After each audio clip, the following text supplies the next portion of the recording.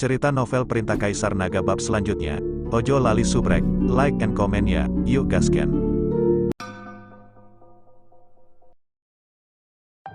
Lakukan, coba ambil item di tanah sebanyak mungkin. Setelah Jilianzan selesai berbicara dengan beberapa murid Sekte Feitian, dia maju lebih dulu. Beberapa murid Sekte Feitian juga bergegas. Tubuh mereka meledak dengan kekuatan spiritual, dan mereka bertarung bersama dengan roh jahat itu. Ketika Zhou Tai melihat seseorang bergegas keluar untuk membantu, dia merasa sedikit bersyukur di dalam hatinya. Dia tidak tahu bahwa Jilianzan datang ke sini bukan untuk membantu, tetapi untuk menghasilkan uang. Tuan Chen, Ji Yun tidak bergerak, bahkan jika ayahnya bergegas, dia tidak bergerak. Karena roh jahat ini tidak kuat, mereka tidak akan membahayakan Jilianzan. Selain itu, selama Ji Yun bersama Chen Ping, dia kurang tertarik pada uang dan kepentingan, tidak seperti ayahnya.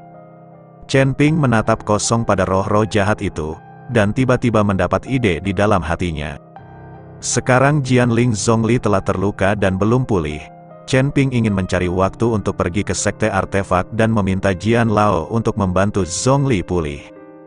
Tapi sekarang sepertinya Chen Ping hanya perlu membunuh dan menyerap roh jahat ini dengan pedang pembunuh naga, dan kemudian tubuh Zhongli perlahan bisa pulih.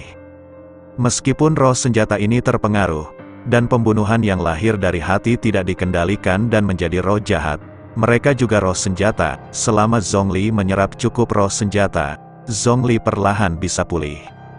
Anda harus tahu bahwa di seluruh dunia celestial, tidak banyak orang yang dapat memiliki senjata persenjataan, dan tidak setiap senjata dewa kuno akan memiliki roh senjata. Jadi ini adalah kesempatan langka untuk bertemu begitu banyak roh senjata dan membunuh mereka sesuka hati.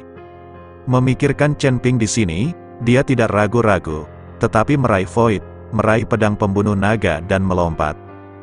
Ji Yun langsung mengejarnya. Chen Ping berjalan menuju roh jahat yang sangat besar, dan menebas dengan keras dengan pedang pembunuh naga di tangannya. Lagi pula, semakin besar roh jahat itu, semakin banyak energi yang dimilikinya, sehingga Zhongli dapat pulih lebih cepat. Ini adalah rencana Chen Ping, tetapi di bawah pedang Chen Ping, dia tersentuh oleh cakar roh jahat, dan kekuatan besar meledak seketika, hampir menjatuhkan pedang pembunuh naga di tangan Chen Ping. Sungguh kekuatan yang hebat, roh jahat ini tidak lemah. Chen Ping merasa sedikit terkejut, kekuatan roh jahat ini sama sekali tidak kalah dengan peringkat ke-8 dari alam tubuh yang kompatibel. Dia baru saja mencobanya, dan kekuatan roh jahat itu diuji.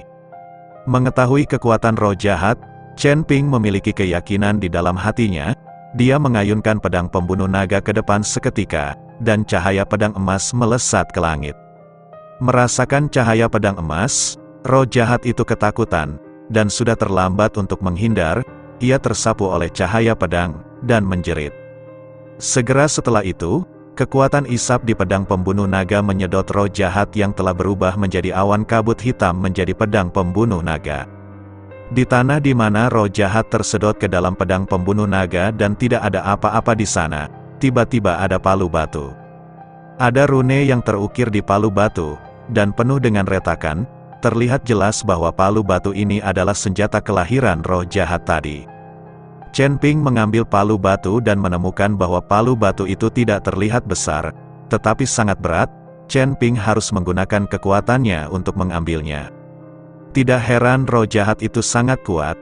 Melihat palu batu di depannya, Chen Ping mengerti mengapa roh jahat itu memiliki begitu banyak kekuatan sekarang. Melihat rune pada palu batu dan penampilan yang retak, Chen Ping merasa sedikit menyesal. Palu batu itu tiba-tiba hancur dan berserakan di tanah. Saya tidak tahu mengapa, melihat palu batu yang pecah, Chen Ping merasa sangat sedih di hatinya.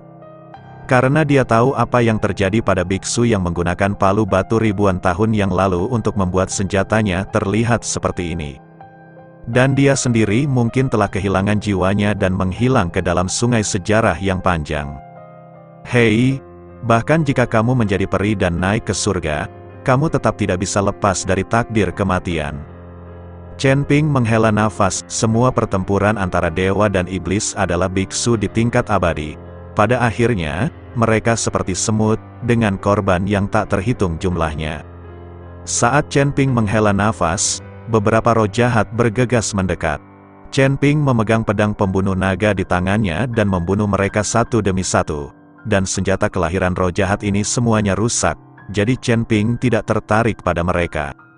Setelah memenggal beberapa roh jahat berturut-turut, Chen Ping merasa bahwa kekuatan roh jahat ini agak rendah, jadi energinya juga rendah. Jika Zhongli ingin pulih, berapa banyak roh jahat yang perlu dia serap? Chen Ping melihat ke dalam lubang yang gelap, karena roh-roh jahat ini keluar dari lubang. Pasti ada sesuatu di dalam lubang, dengan batu penyegel yang begitu besar, tidak mungkin untuk menyegel hanya roh-roh jahat berkekuatan rendah ini. Memikirkan hal ini, Chen Ping ingin melompat ke dalam lubang untuk menyelidiki, tetapi tiba-tiba Chen Ping menarik napas. Chen Ping hanya merasakan seberkas kekuatan spiritual terbang melewati di belakangnya, secepat kilat. Untungnya, Chen Ping bereaksi dengan cepat dan menghindari pukulan itu dengan sosoknya yang bersinar. Ketika Chen Ping menoleh untuk melihat, dia menemukan ada sekelompok roh jahat di sekitar, dan semua orang berkelahi dengan roh jahat, seolah-olah tidak ada yang memindahkannya. Chen Ping melirik, meskipun dia tidak melihat siapapun menyerangnya.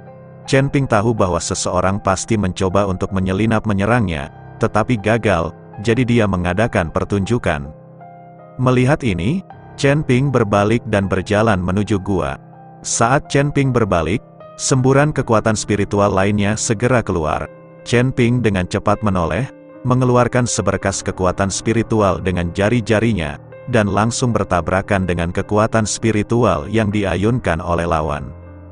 Kali ini, Chen Ping melihat dengan jelas orang yang melakukannya. Ini adalah bawahan Zhou Tai. Chen Ping telah melihatnya ketika dia naik perahu, dan dia memiliki kekuatan peringkat ke-7 dari Fusion Realm. Seorang pelayan keluarga Zhou berada di alam yang sama dengan Jiyun, sehingga dapat dilihat bahwa keluarga Zhou jauh lebih kuat dari Fei Tianzong. Ketika para pelayan keluarga Zhou melihat bahwa mereka ditemukan, mereka tidak lagi bersembunyi, tetapi berjalan ke arah Chen Ping secara terbuka. Zhou Tai memintamu untuk diam-diam menyerangku. Chen Ping bertanya kepada pelayan keluarga Zhou. Iya, kamu telah menipu tuan muda kami, jadi kamu harus mati. Pelayan Zhou berkata dengan seringai di wajahnya.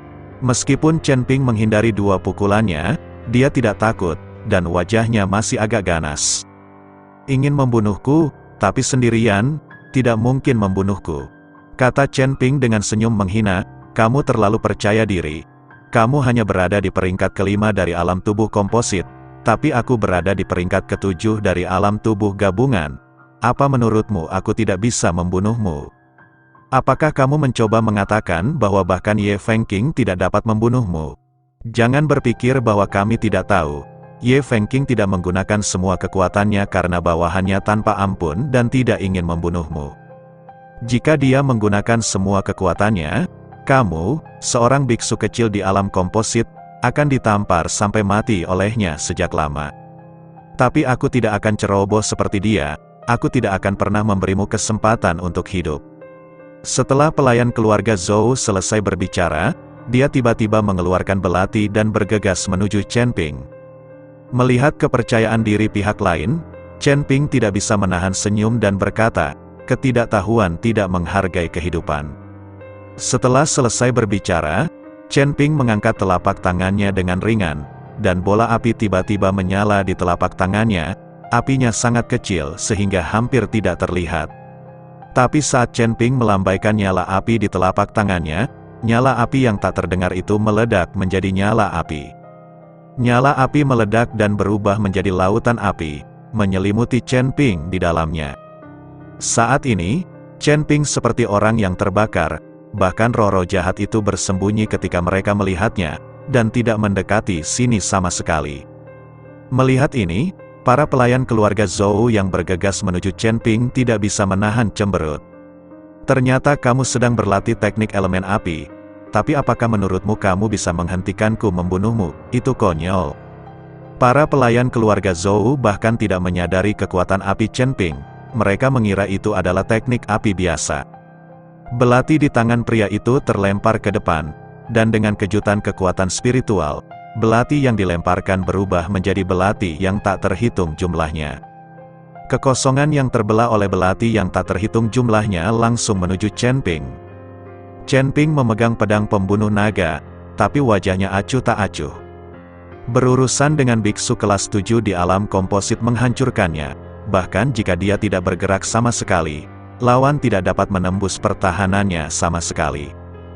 Benar saja, ketika belati yang tak terhitung jumlahnya itu tiba di depan Chen Ping, mereka segera dihentikan oleh kobaran api dan berubah menjadi kehampaan. Anda harus tahu bahwa Chen Ping bukanlah nyala api biasa, tetapi asal mula api yang disadari oleh nyala api iblis. Senjata biasa semacam ini sama sekali tidak bisa menembus nyala api, dan menguap dalam sekejap. Ketika para pelayan keluarga Zhou melihat ini, murid mereka menyusut, dan mereka terlihat sangat terkejut. Senjata apa yang kamu punya, gunakan saja. Jika kamu bisa menembus tembok apiku, kamu akan dianggap banteng, kata Chen Ping dengan jijik. Mulut pelayan keluarga Zhou itu berkedut, dan dia mendengus dingin. Jangan berpuas diri, aku akan memberitahumu betapa kuatnya aku. Setelah selesai berbicara, para pelayan keluarga Zhou menundukkan kepala, lalu mengambil pisau panjang berkarat dari tanah dengan kaki mereka. Jelas, roh jahat di dalam pisau panjang itu musnah, jadi pisau panjang itu muncul. Melihat orang ini, Chen Ping sebenarnya ingin menggunakan senjata kuno yang telah kehilangan semangat senjatanya dan masih rusak. Pisau panjang kuno ini takut akan patah jika disentuh. Minggu ini, bawahan keluarga Zhou menggumamkan sesuatu, lalu menggigit jari mereka, dan mengambil darah di pisau panjang, jelas menggambar rune. Ketika Chen Ping melihat ini, dia tidak menyangka bahwa pria ini juga seorang perayu yang tahu semua jenis mantra. Dengan darah yang jatuh dari pisau panjang yang semula berkarat dan tak bernyawa itu tampak hidup pada saat ini. Bilahnya bergetar dan meledak menjadi cahaya.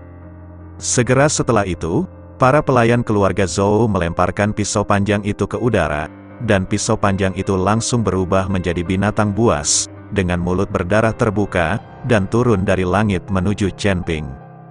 Ketika Chen Ping melihat ini, sudut mulutnya meringkuk, dan dia ingin mempermainkannya, jadi Chen Ping akan menemaninya sampai akhir. Chen Ping melambaikan telapak tangannya, dan api di sekelilingnya langsung berubah menjadi naga api, meraung dan bergegas menuju binatang itu. Melihat ini, para pelayan keluarga Zhou menjadi curiga lagi. Dia tidak menyangka bahwa Chen Ping juga tahu cara mengejar, dan sepertinya kekuatannya tidak kalah dengan dia. Naga api meraung, dan lidah api keluar dari mulutnya dalam sekejap. Dan binatang yang berubah dari pisau panjang itu dilalap lidah api hanya dengan bertemu dengannya, dan akhirnya menghilang tanpa jejak. Pada saat ini, para pelayan keluarga Zhou sedikit panik, dan buru-buru mencubit formula itu dengan kedua tangan. Tubuh mereka terbungkus kabut hitam, dan mereka berbalik dengan cepat. Sepertinya dia akan menggunakan teknik hantu untuk melarikan diri. Tetapi ketika para pelayan Zhou berbalik dengan cepat, berpikir bahwa mereka telah melarikan diri dari Chen Ping, sebuah suara perlahan datang dari atas kepalanya. Pediatrik sepertimu, jangan tunjukkan itu di depanku. Chen Ping tampak menghina. Pelayan keluarga Zhou itu mendongak dan melihat Chen Ping menatapnya. Dia tidak bisa menahan keterkejutannya dan berkata, "Kamu." Tetapi sebelum pelayan keluarga Zhou selesai berbicara, Chen Ping mengayunkan telapak tangannya ke bawah, dan semburan api langsung menyelimuti pelayan keluarga Zhou. Para pelayan keluarga Zhou berteriak. Minggu ini, para pelayan keluarga Zhou terus mencubit formula ajaib. Semburan air jatuh dari langit dan mendarat di atasnya, mencoba memadamkan api di tubuhnya. Tapi nyala api tidak terpengaruh sedikitpun. Melihat keterampilan para pelayan keluarga Zhou, Chen Ping memahami alasan mengapa Zhou Tai bersamanya meskipun kekuatannya rendah. Sejauh menyangkut teknik tubuh ini, ia dapat dianggap sebagai pemimpin di dunia surga dan manusia. Sayang sekali dia sebenarnya ingin membunuh Chen Ping. Jadi dia ditakdirkan untuk segera mati.